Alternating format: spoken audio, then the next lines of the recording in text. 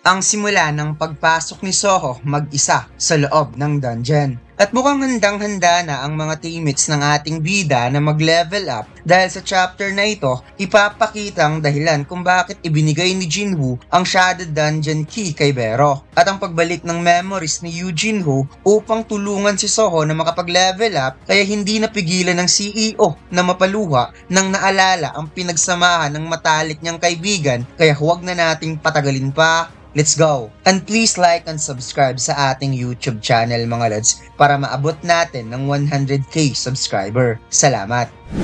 Nagsimula ang chapter na ito kung saan ipinakilala ang isang laro na may pinaka-concurrent login at lampas 12 million na user, isang big hit virtual reality game na hindi pa natatalo sa kanyang top spot mula nung nai-release ang game na ito 4 years ago. Ang virtual game ay tinatawag na Beautiful World.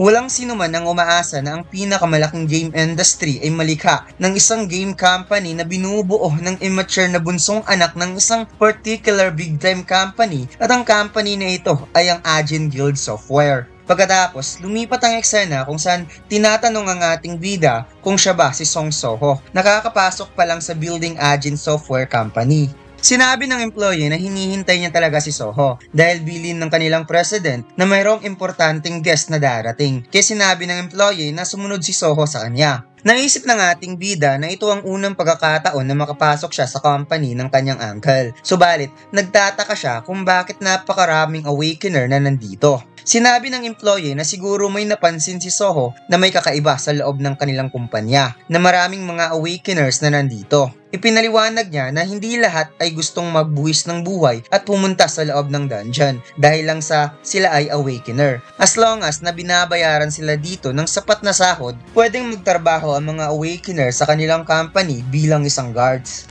Kaya napatanong si Soho kung ano naman ang magagawa ng mga hunter sa isang game company. Nasagot naman ng employee na nagkataon rin na mayroong project na dinedevelop at syempre hindi niya masasabi ang buong detalye. Kaya napaisip ang ating bida kung gumagawa ba ang company na ito ng isang game na related sa mga hunter. Nakapasok na si Soho sa office ng CEO at nakangiting sumalubong si Jinho sa kanyang pamangkin since matagal na rin nung huli silang nagkasama at napatanong siya kung kailan nga ba sila huling nagkita. Sinabi ni Jinho na mula nung nangyari ang insidente sa Korea University of Arts at ang balita na nagkaroon ng awakening si Soho ay sobra talagang nag-aalala ang auntie ni Soho sa kanya. Kaya humingi ng sorry ang ating bida na hindi niya nagawang makapag-contact dahil maraming nangyaring kakaiba sa kanyang buhay lately. Umupo si Jinho at napangiti dahil still hindi pa rin siya makapaniwala na sobrang nag-grown up na talaga ng husto ang kanyang pamangkin mula nung huli niya itong nakita. Kaya napangiti na rin si Soho dahil kung tutusin, nasa edad siya na mabilis lang talaga mag-grown up. Kaagad kinuha ni Soho ang kanyang tab upang hindi na magpaligoy-ligoy sa bagay na ipinunta niya dito at sinabing mayroon siyang ipapakita. Kaya sinabi ni Jinho na hindi ata na malaya ni Soho na nag-change topic na kaagad ito kahit matagal na silang hindi nagkita. Na-realize ni Jinho na isang business proposal ang ipinakita sa kanya ni Soho. Kaya pala nagtataka siya kung bakit bigla-bigla na lang gustong makipag-meet sa kanya ng kanyang pamangkin. Subalit kung iisipin, ito ay naparito para sa isang business proposal. Kaya na-realize niya na nag-mature na talaga ng sobra ang kanyang pamangkin. Nasagot naman ni Soho na nagdala siya ng business proposal na hinding-hindi matatanggihan ng kanyang uncle. Kaya sinabi ni Jinho na ito pala yung gusto mo. Gusto mong makakuha ng sapat na suporta galing sa akin para makapasok sa gate. At mukhang okay naman ang mukha ni Jinho at walang problema sa proposal na ito. Sinabi ni Soho na kung bibilhin ng kanyang uncle ang isang gate at lalagyan ito ng raid member na kailangan para makapasok sa gate entrance, then ibibigay niya sa Agent Guild Software ang lahat ng Essence Stone na kanyang makukuha dahil madali lang para sa kanya ang pag-cleared ng isang D or C rank dungeon. Kaya biglang nag-iba ang mode ni Jinho at sinabing, ikaw lang mag-isa? Di ba isa kang E-rank Awakener? Paliwanag ni Soho na mayroon siyang paraan para maklear niya ang dungeon na mag-isa lang. Wika ni Jinho kung alam ba ni Soho na siya ay isa ring Awakener. Siya ay isang D-rank Awakener. at mas lamang siya ng kapangyarihan subalit hindi sapat ang kanyang lakas para pumasok sa gate. At sinabi niyang marahil na parito ka dahil gusto mong magsagawa ng legal na paraan para makapasok sa gate mag-isa. Dahil siguro inisip ni Soho na ang kanyang mga magulang ay involved sa mga gate during catastrophe. Kaya kung patungkol dito ang business ni Soho, gusto niyang maghintay muna dahil mayroon siyang commission hunter para dito. Kaya inisip ng ating bida na inaasahan niya talaga na mangyayari ang bagay na ito. Sinabi ni Vero kay Soho kung sigurado ba ito na sasabihin ng lahat na tugon naman ng ating bida na sasabihin niya dahil ang kanyang uncle lang ang pinagkakatiwalaan niya. Biglang nagulat si Jinho sa pag-iba ng aura ni Soho at sinabi ng ating bida na siya ay isang awakener na kayang mag-level up. Bagay na ikinagulat naman ni Jinho kung ano ang level up. Sinabi ni Soho na sa ngayon ay mayroong invader na galing sa outer space na kasalukuyan ngayong nagtatago sa Earth at upang mapigilan ng invader, kailangan niyang pumatay ng magic beast para makapag-level up. Kailangan niyang pumasok sa dungeon upang maging malakas at nang mapigilan ng invasion sa hinaharap from outer space. Subalit, biglang sinabi ni Jinho na wikang, "Ano yung sinabi mo?" Soho, narinig mo ba ang patungkol sa solo leveling project? Kung saan parang naguguluhan si Soho kung ano ang pinagsasabi ng kanyang uncle na wikang, anong solo leveling? Napatawa si Jinho at sinabing alam niya na isa lang itong prank. Patungkol ito sa pinasok niyang gulo sa paggawa ng isang nakakatawang request. Mas lalong tumawa si Jinho dahil ang sinabi daw ni Soho kanina ay ang single player game na pinoproduce ng kanilang company ngayon lang. Ito ay isang story ng isang awakener na may kakayahang mag-level up na galing sa E-rank awakener na pwedeng lumampas sa isang S-rank awakener na sa huli, siya ang magiging pinakamalakas upang protektahan ng mundo. Tugon niya, wala nang punto kung ito ay isang confidential. Kung sinabi lahat ng kanyang employee, siguro dahil si Soho ang pamangkin ng kanilang president. Samantalang naisip ni Soho na mukhang story ata yan ng kanyang ama. Sinabi ni Jinho kung gustong mang-prank ni Soho matapos marinig ang kanilang confidential project sa kanyang employee, well, hindi ito magtagumpay dahil masyado siyang matanda para lokohin. Subalit ang hindi niya alam, si Vero ay nasa tabi niya na pala at sinabi nitong niloloko baka mo. Kailangan mo na sigurong maalala ang memories sa nakaraang mundo kung saan casual lang na tumingin si Jinho kay Vero at bigla siyang napasigaw dahil bakit mayroong ant face sa tabi niya. Nagpaalam si Vero kay Soho na gusto niyang mag-step in sa kanilang usapan na ikinagulat naman ni Soho kung kailan lang lumabas si Vero.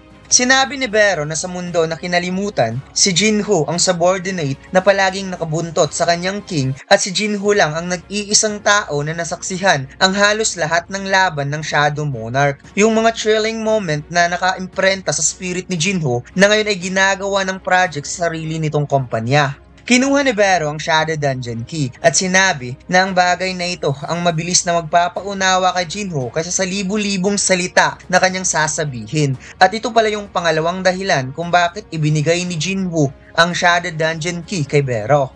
Ibinaon ni Vero ang key sa dibdib ni Jinho at bigla itong nakakita ng liwanag kung saan para siyang naipasok sa isang walang hanggang liwanag at bigla niyang nakita mga paa na may suot na armor na may daladalang espada. Ito pala ang kanyang sarili sa nakalimutang timeline at dito na nagsimula na maalala ni Jinho ang lahat na pinagdaanan niya kasama si Jinwoo na ang kanyang kaibigan mula umpisa. Nung una silang nagkakilala nung isa pang E-rank hunter si Jinwoo. Iniligtas siya sa isang malaking incident, tinulungan siya na makuha ang kanyang pangarap na magkaroon ng sariling guild, naging magka-partner sa sarili nilang interest hanggang sa inamin ni Jinho na hindi lang iniligtas ni Jinwoo ang kanyang buhay kundi tinulungan pa siya nito na maabot ang kanyang pangarap. Kaya itinuturing niya ito bilang isang tunay na kapatid. Natugon naman ang ating bida na kung yan ang sa tingin ni Jinho na itinuturing siya nito bilang isang kuya, well sa tingin niya, si Jinho ang kanyang younger brother. Tumagas ang luha ni Jinho nang naalala ang lahat sa nakaraang mundo at na-realize na sa kasong ito dapat niyang muling makita si Jinwoo.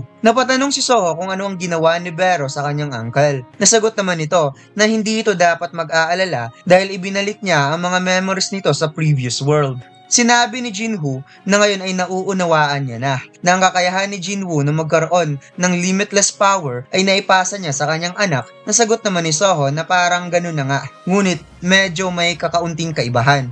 Naging seryoso si Jinwoo habang makikita nating namumula pa rin ang mata nito at sinabing kung iisipin hanggang ngayon pinoprotektahan pa rin ni Jinwoo ang Earth from God of Outer Space na tinatawag na Itarim. At gaya ng inaasahan, nasa ibang level talaga ang kanyang kaibigan. Sagot ni Soho na tama ang kanyang uncle at kailangan niyang maging malakas as soon as possible upang pigilan ang invasion ng Itarim sa Earth.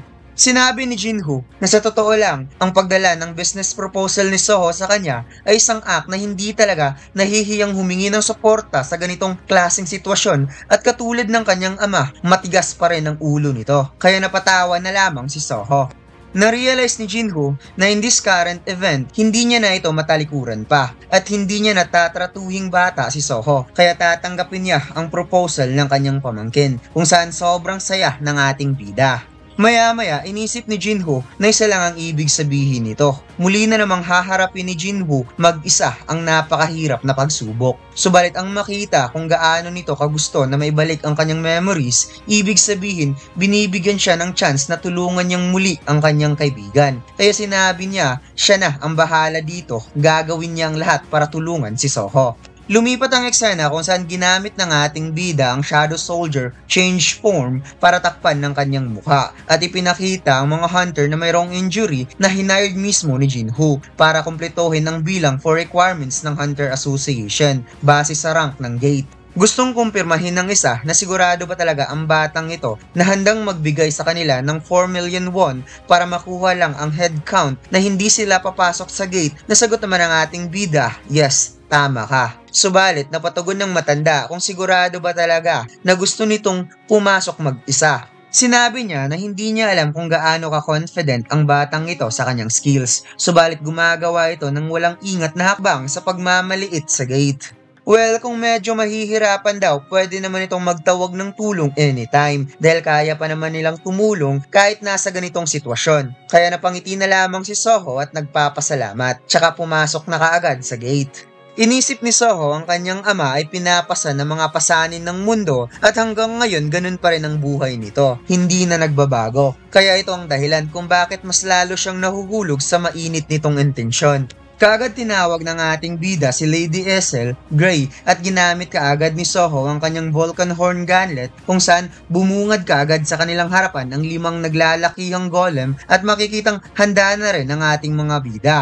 Kung kaya't inisip ni Soho na hindi siya papayag na bubuhatin ng kanyang ama mga pasanin mag-isa at sinabing, let's start leveling up. At dito lang nagtatapos ang ating kwento mga lods. Huwag mo sanang kalimutang mag-like, comment at mag-subscribe sa ating YouTube channel at mag-follow sa ating Facebook page. Salamat!